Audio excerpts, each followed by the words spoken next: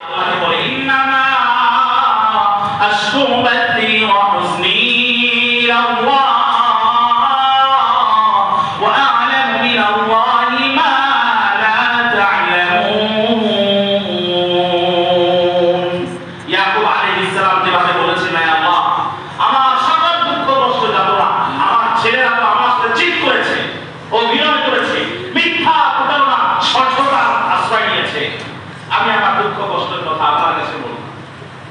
যত ভদ্র হৃদয় আছে এবং কাসিরাতুল কুলুব আছে, ডিসার্টেড পিপল যারা আছেন, যারা মক্কায় চলে যান, যাওয়ার পরে বাইতুল্লাহ দেখে মনের মাধুরী মিশিয়ে, আর যারা মনে করেন যে আল্লাহ তাহলে বাইতুল্লাহ ছাড়া দিয়ে আমাদের মনের মাধুরী মিশিয়ে আল্লাহকে কিছু বলতে পারবো না, এটা আপনার তবলক জামে মসজিদে রাতের আধারে সেজদা লুটিয়ে পড়লে হবে। রাত না হলে ধীরে বেরো কোনায় জায়গা দিয়ে আপনি সেজদা লুটিয়ে পড়ে তাও সম্ভব। في آيات بينات مقام إبراهيم وما دخله كان آمنا। যে মক্কায় প্রবেশ করবে সে নিরাপদ। খুনের আসামি যদি মক্কায় প্রবেশ করে তাকে ওখানে ফাঁসির কাস্টে ঝুলানো যাবে না।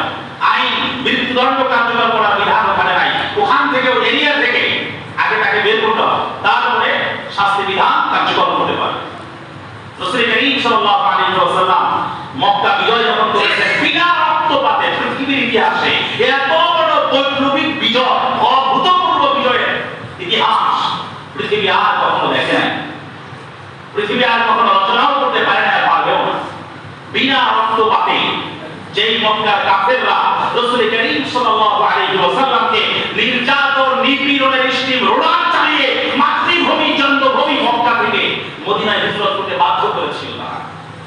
প্রতিনিয়ত রাসূল করিম সাল্লাল্লাহু আলাইহি ওয়াসাল্লামকে কষ্ট দিত, বিলাল হাবশিকে কষ্ট দিত, খাব্বাবকে কষ্ট দিত, আম্মার বিন ইয়াসিরকে কষ্ট দিত, হযরত সুমাইয়া রাদিয়াল্লাহু তাআলা আনহাকে ইসলামের প্রথম মহিলা শহীদ আবু জাহাল তার লজ্জাস্থানে বর্ষা নিক্ষেপ করে নির্মমভাবে পাশবিকভাবে তাকে শহীদ করে দিয়েছে।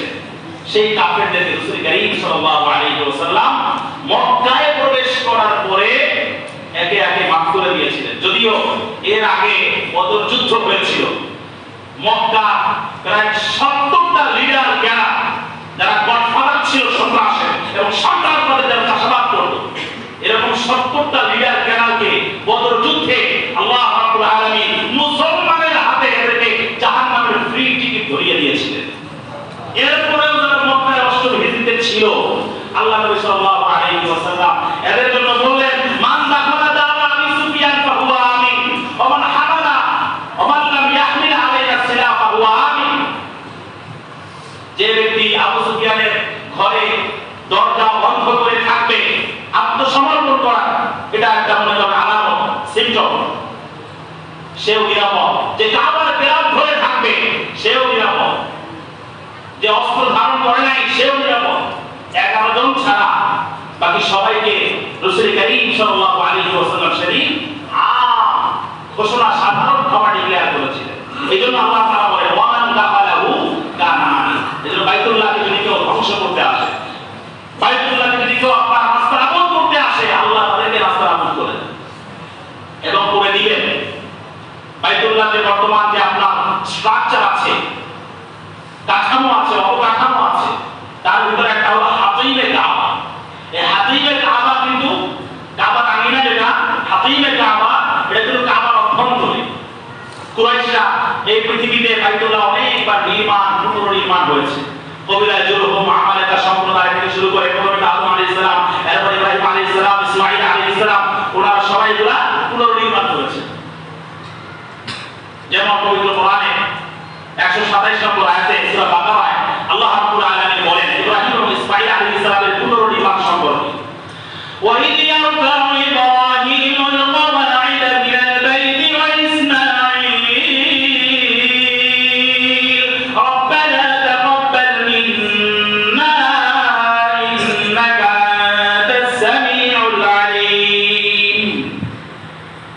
স্মরণ করুন সে সময়ের কথা যখন ইব্রাহিম এবং ইসমাঈল আলাইহিস সালাম পিতা পুত্র মিলে কাঁধে কাঁধ মিলিয়ে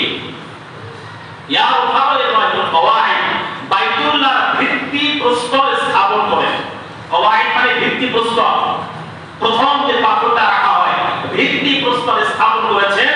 এই কোরআন থেকেই মূলত ভাষা সাহিত্যের বিভিন্ন শব্দ এবং বাক্য কিভাবে কখন কোনটা এক্সপ্রেস করবে, প্রকাশ করবে, কোরআন থেকেই পৃথিবীর যত ভাষাবিদ আছে তারা এখান থেকে ধার করে তারা তাদের সাহিত্য লিখনি ইত্যাদি ইত্যাদি রচনা সম্ভার সেখান ওই জায়গাগুলোকে তারা সমৃদ্ধ